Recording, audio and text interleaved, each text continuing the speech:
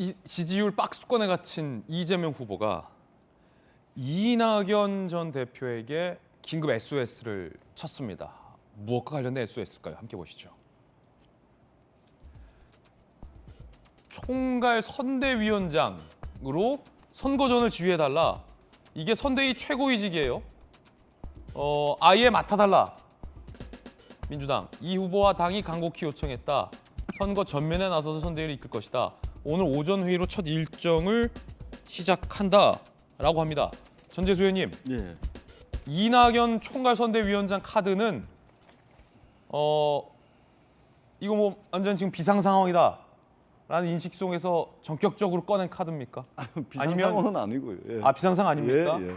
선거가 이제 20일 며칠밖에 안 남았습니다. 다 됐죠. 사실은 이제 3월 9일이 본 투표이긴 하지만 사실은 사전 투표가 3월 4일, 5일 날 사전 투표가 이루어집니다. 그러면 불과 며칠 안 한 20일밖에 안 남았거든요. 대통령 선거, 전국 단위 선거라는 것은 당의 역량을 전부 다 모으는 겁니다. 거기에는 뭐 지게 짝대기까지 다 모으는 선거이기 때문에 그런 차원에서 이제 지금 현재 민주당의 가장 큰 자산 중에 한 분이신 이낙연 후보께서 또 경선 과정에 1등, 2등을 다투신 분이기 때문에 이분에게 이제 총괄선대위원장이라는 사실상 이제 원톱에 이제 지위를 드린 것이고, 그리고 그것을 또 흔쾌히 이낙연 대표께서 받아들이신 겁니다. 그렇기 때문에 이제 선거 불과 20일밖에 안 남았기 때문에 동원할 수 있는 동원 가능한 모든 당의 자원을 총동원하는 차원에서 정말 그 이낙연 대표께서 이제 등판하신 거다. 막판 스포트. 예, 그런 차원으로 이해를 해주시면 됩니다. 예.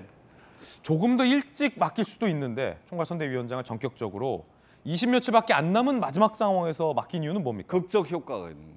드라마틱한. 극적 효과. 극적 효과. 예, 뭐 한 100일 전부터 나서버리면 선거는 50일 남으면 이 그냥 뭐 이 매력 없어집니다. 시들시들해지니까 극적 효과도 뭐 있지 않겠나 그렇게 생각합니다. 예. 이재명, 이낙연 후보와 총괄선대위원장이 끄는 대선 마지막 극적 효과. 자, 그런가 하면 한편 전재 의원님. 네. 단일화는 대표는 명확히 반대하는 것 같고 후보는 어떤 생각입니까?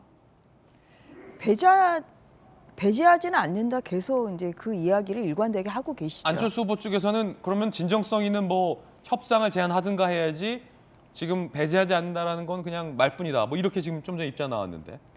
또 배제하지는 않지만 또 그렇다고 해서 어떠한 그런 대선 승리에 필수 방정식은 아니다. 필수 요건은 아니다. 이게 이제 그 후보의 생각이시거든요. 하면 하고 말면 만다? 그러니까 배제하지도 않지만 꼭 필요한 것도 아니다. 예. 지금 그런 상황이에요. 이제 그래서 아직까지는 뭐 저희가 뭐 그렇게 뭐 단일화에 대해서 뭐 한다 안 한다 이렇게 결정한 상태는 아니죠. 그런데 다만 이제 또 언론에서 보시기에는 15일 전에 예, 후보 등록 전에 그래도 되는 것이 지금 1차 타이밍이라고 보고 있기 때문에 이번 주에 가장 관심 가지는 핫 이슈가 사실 이제 단일화가 될지 말지 지금 이 부분이다 보니까 이렇게 부각이 되는 것 같습니다. 예. 배제하진 않지만 꼭 필요한 거라고 보진 않는다라는 게 후보의 생각이다. 흥미로운 답변이군요. 자, 그런가 하면 우상호 의원이 어제 이낙연 후보의 총괄선대위원장 임명 소식과 함께 이런 질문을 받았습니다. 친문 지지층이 이 후보를 적극적으로 지켜야 한다. 그래야 문재인 대통령을 지키는 일이다라는 메시지를 냈습니다. 들어보시죠. 문재인 대통령을 지지하면서도 이재명 후보는 지지하지 않는 부동층 그 움직임 이유를 뭘로 보세요? 이유가 중요한 게 아니고요. 예. 공약을 어떻게 할 거냐의 문제죠. 아 근데 진단이 나와야 처방이 나오니까 드리는 질문입니다. 네, 뭐 다 아시면서 물어보죠. 아니, 잘 몰라서 여쭤보는 거예요. 왜 모르셔? 다 아시면서. 친문 지지자들이 왜 이재명 후보를 지지 안 하냐라는 질문에 우상호 의원이 허허허 즉답을 피하면서 다 아시면서 뭘 물어보냐. 진행자가 모르는데 하니까 뭘 모르냐 알면서. 모르겠는데요?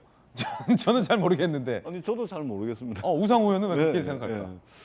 저도 잘 뭐 하실 말씀이 없어서 가지고 뭐 저렇게 말씀하셨는지 잘 모르겠는데 저도 잘 모르겠습니다. 근데 다만 이제 이제 이낙연 후보와 이제 이재명 후보가 경선에서 격렬하게 했지 않습니까? 예. 거기 이제 마음의 상처를 많이 받으신 분들이 있겠죠.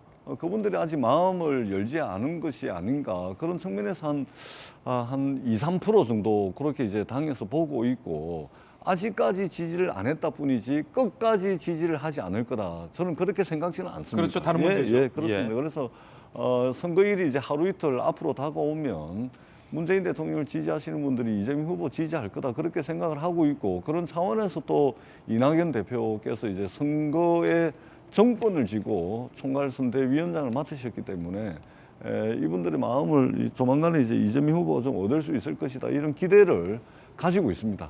예. 저도 자. 잘 모르겠네요. 네. 이재명 기자, 결정적인 질문 드리겠습니다.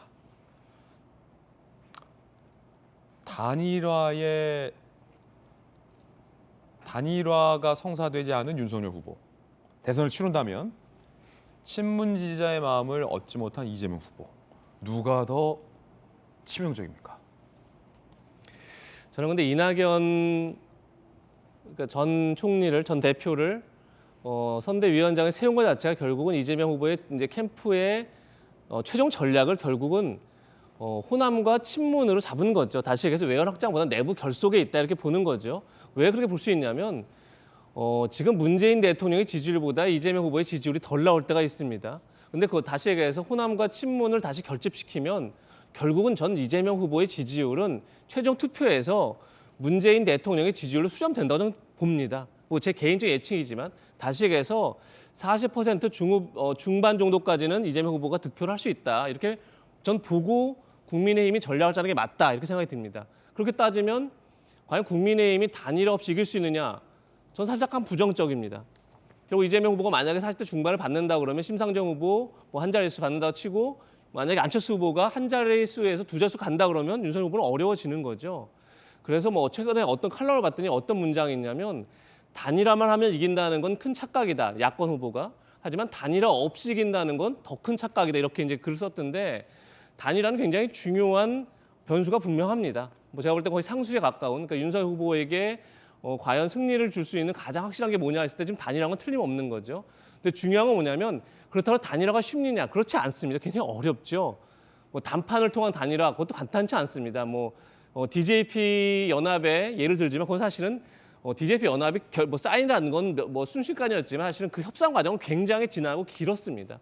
따라서 지금 만나서 협상을 해서 선거가 사실상 사전 투표일까지 20여일밖에 안 남은 상황에서 될 수 있느냐 어렵습니다. 중요한 건 근데 그래서 불구하고 윤석열 후보 입장에서는 안철수 후보에게 가 있는 사람은 틀림없이 분명하게 예. 이재명 후보도 싫지만 윤석열 후보도 싫다는 거 아니겠습니까? 하지만 정권 교체 대의를 위해서 힘을 모아달라고 윤석열 후보, 국민의힘은 반드시 안철수 후보 지지자들에게 지지를 요청할 수밖에 없는 상황입니다. 설득할 수밖에 없는 상황입니다. 그런 상황에서 저는 사실 여기서 가장 중요한 그런 상황에서 뭐 이준석 대표를 포함해서 몇몇의 국민의힘의 사람들이 안철수 후보를 조롱하고 무시하는 건 굉장히 전 패착이다. 이런 생각이 듭니다. 그런 점에서 근데 왜 그러느냐? 저는 이게 4.7 재보선 지난해 재보선에서의 승리 경험이 오히려 좀 독이 되고 있다 국민의힘에. 그러니까 그때는 김종인, 이준석 등등이 안철수 후보를 어떻게 보면 굉장히 무시했을 때 오히려 반사이를 얻었죠. 하지만 예. 당시와 지금은 환경이 전혀 다릅니다. 윤석열 후보도 다르고 후보들도 다르고 당시엔 부동산 민심이 폭발했을 때고 당시에는 박원순 전 시장이 성범죄 때문에 생긴 선거였고 모든 환경이 다른데 마치 환경은 같다고 치고 우리가 그렇게 하면 이긴다라는 똑같은 어떤 성공 공식이 본인들을 굉장히 제가 볼 때는 지금 어려운 그러니까 오히려 안철수 지지자들을 더 뭉치게 만들고 있다 이런 생각이 저는 개인적으로 듭니다. 예.